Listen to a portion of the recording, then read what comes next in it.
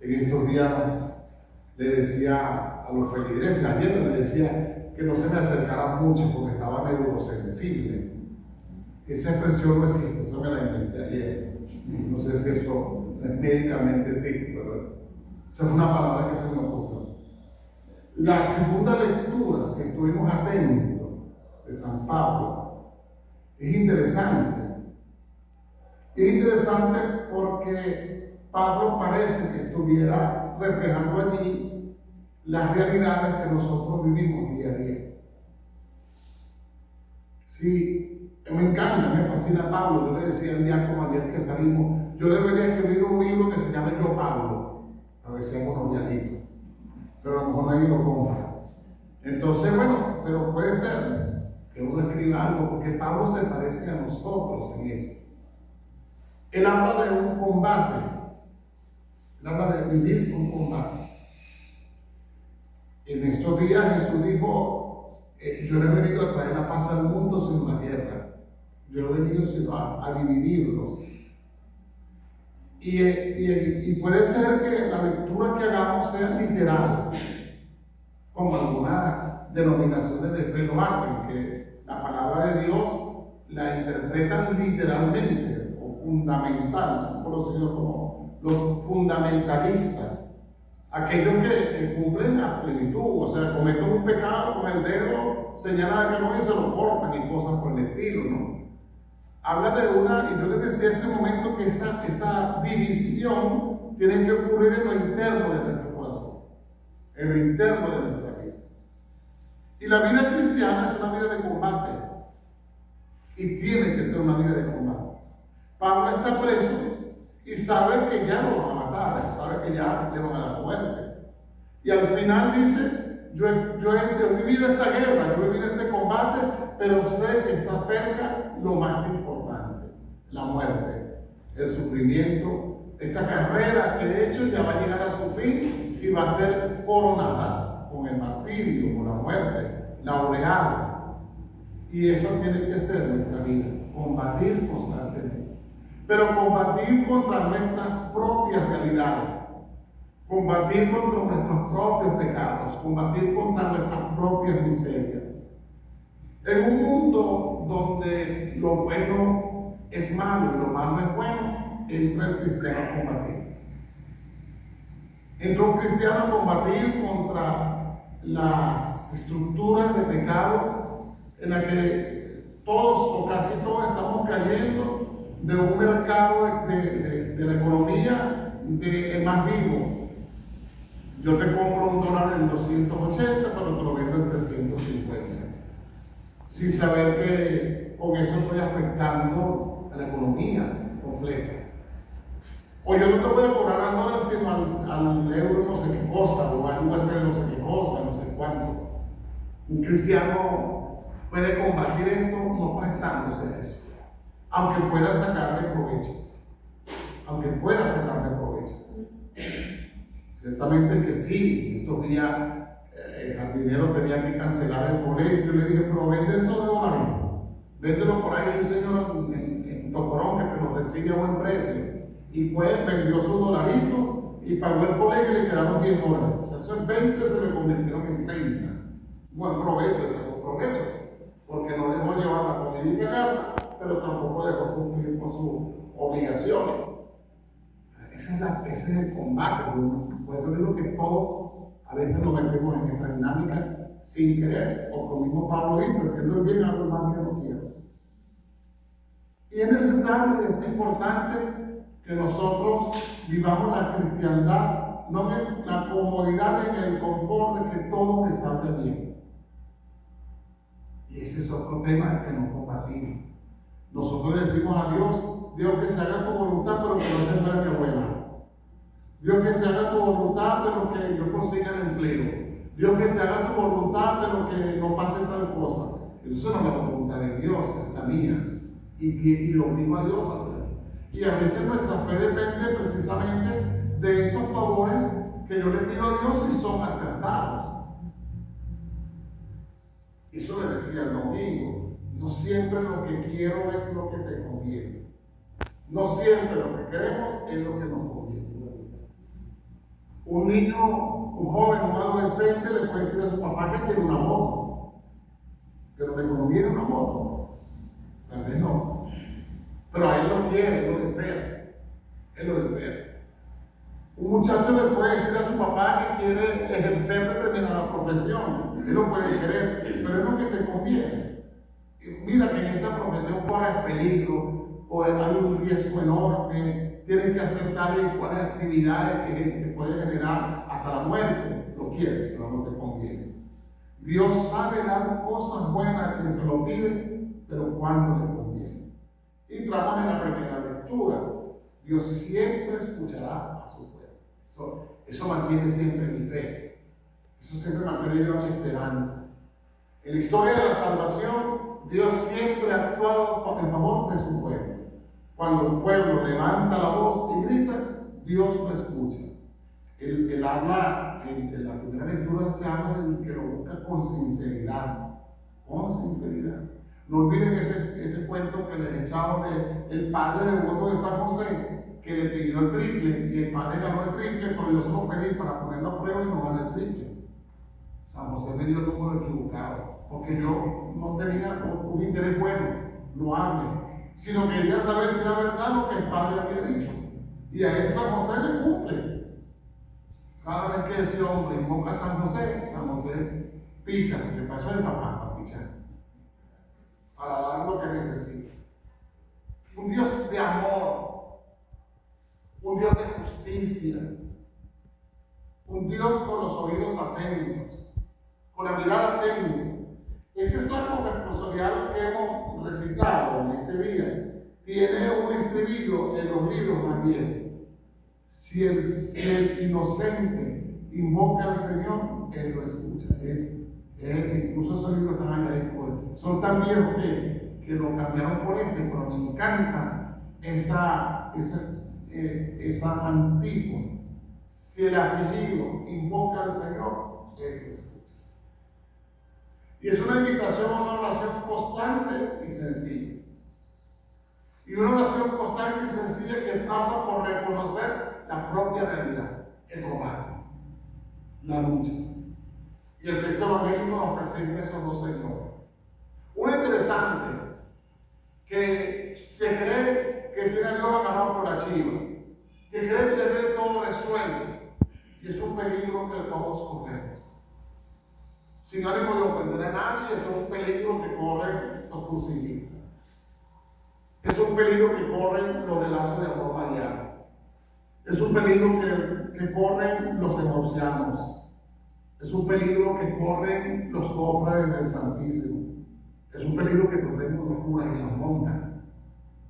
Una situación de creer que Dios está siempre a nuestro lado y que tenemos toda la vida resuelta. Y qué triste que a veces así lo pensamos todo y le dice, Padre, resulta que usted va cerca de Dios y a lo mejor está más lejos que Dios que usted. Lo está escuchando más a usted porque usted es un afligido. Y si usted lo invoca, Él lo escucha. En la traducción intermedia de esta dice, Él lo escuchará. La anterior dice, Él lo escucha como una realidad, no como algo del futuro. Bueno, es que Pablo te va a poner en el libro de peticiones, pues, y va a hacer esa lista. Y entonces es como cuando no iba a pedir un crédito en el banco, así como los impuestos lo ponían debajo. Y entonces, no, pero ponelo arriba, no, que ya, estos son los que llegaron primero y ustedes son los últimos. ¿Y cuánto hay para eso para que me lo pongas aquí? Él lo escuchará, parece eso. Es que el Señor siempre está escuchando el clamor del pueblo. Siempre. Pero con una oración sencilla. Y Jesús presenta a sus discípulos para que no se crean los sobrados de esa realidad.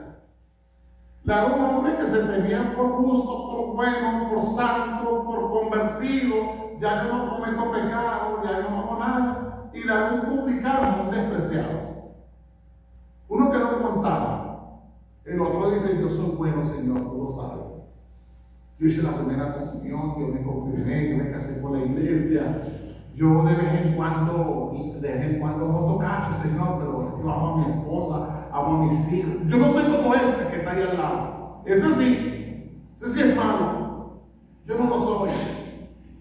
Y el otro lo que hace es romperse el pecho. Qué malo soy. Qué malo soy. Qué pecador soy. Ni siquiera levantar a mirar a Dios. Y Jesús le dice, ¿quién se fue justificado? El segundo. El que reconoció la verdad de su vida.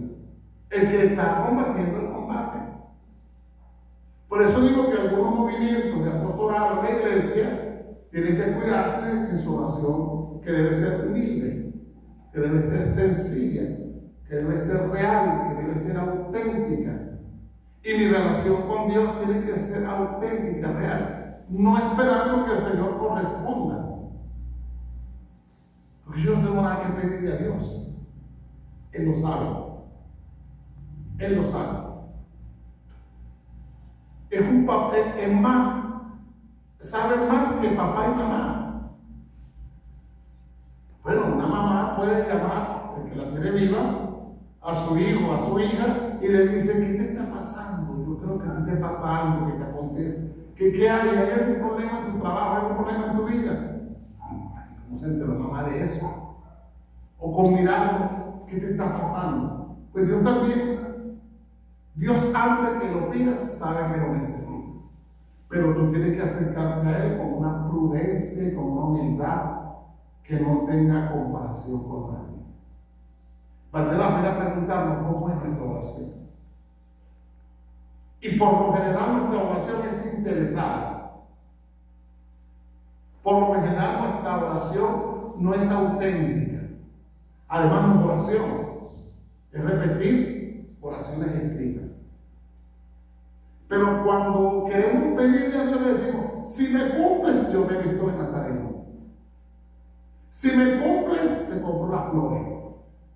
Si me cumples, te hago una plaquita. Si me cumples, te hago los lentecitos Santa Lucía.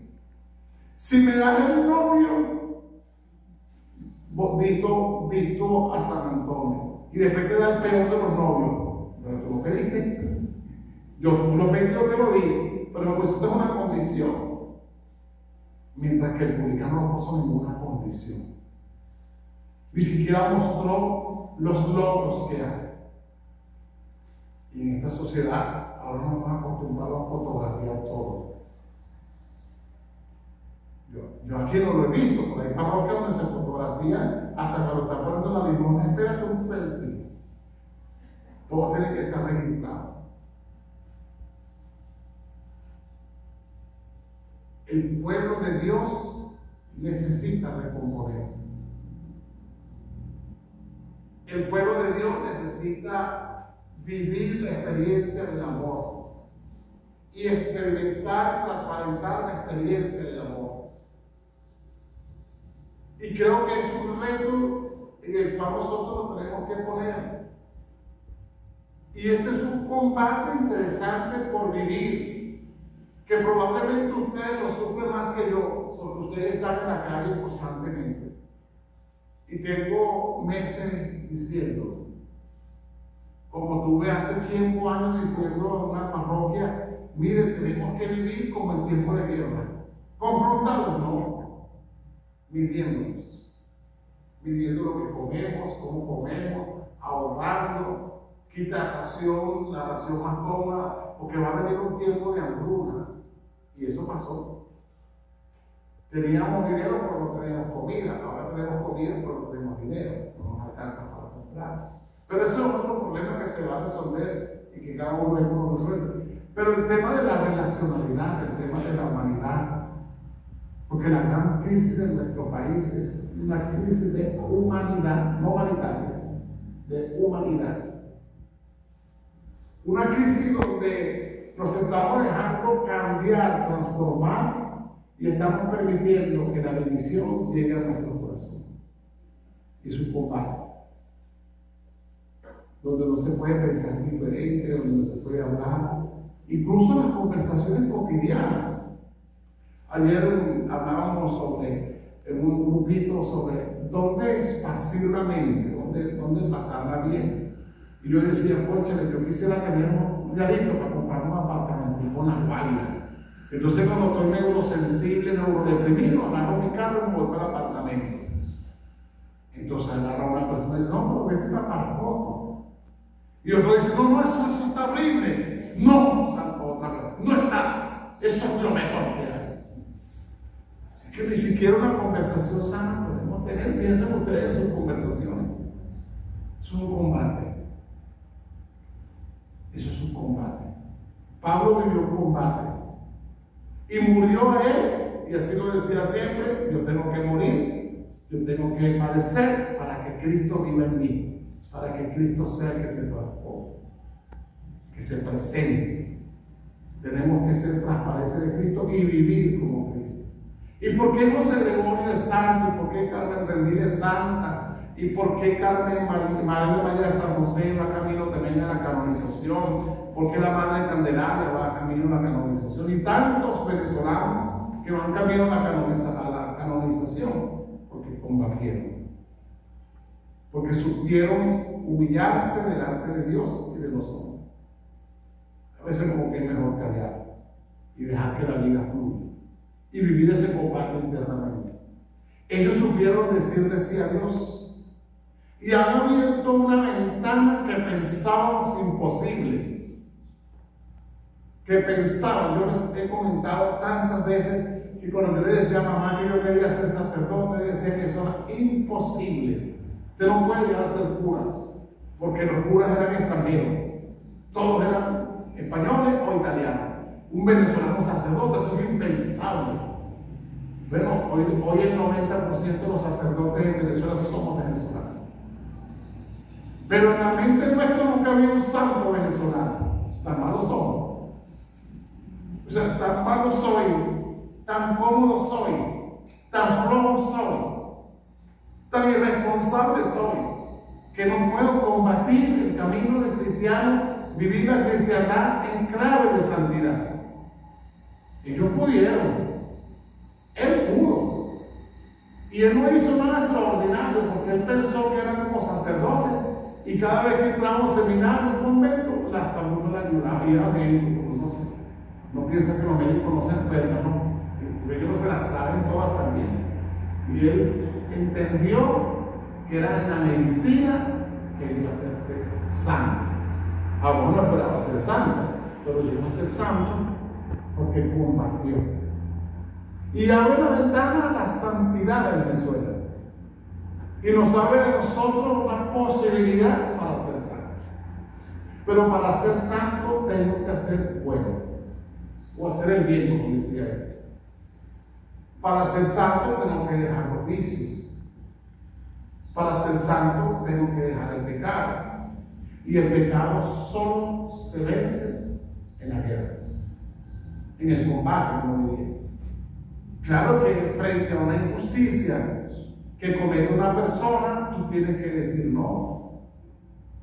Puede ser que tú ocupes un lugar muy importante en una clínica privada, vamos a meternos donde no debo, pero no te lleves la jeringa, no te lleves la medicina.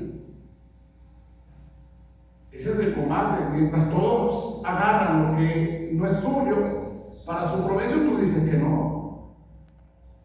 Es verdad que Dios te puede poner una prueba y te pone delante una mujer muy bonita.